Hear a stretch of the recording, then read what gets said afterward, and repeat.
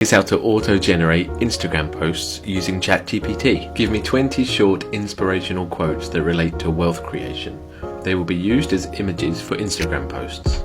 Now obviously you can ask for quotes about any topic you like, or any other short form text that you can overlay on an image for social media. Now once ChatGPT has given you those results, you're going to need to copy those and head over to Canva. We're going to create a new file and we're going to select Instagram post. Now we're going to search quote and bring up some quote Instagram post templates. Now we're going to look through the templates and find one that we like. We can delete or edit any elements that we don't want to have on the final posts. Now we're going to look for the bulk create button. Now this might be inside the apps box, but for me it's just here in the sidebar.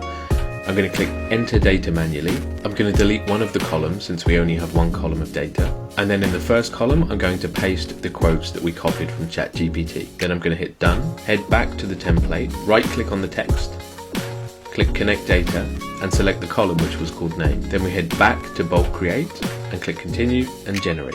And there we go, we've got 20 individual images, each containing a new quote. And of course you can still change the positioning, the size, the font, anything you like. For more ChatGPT hacks and tips, just check out our profile.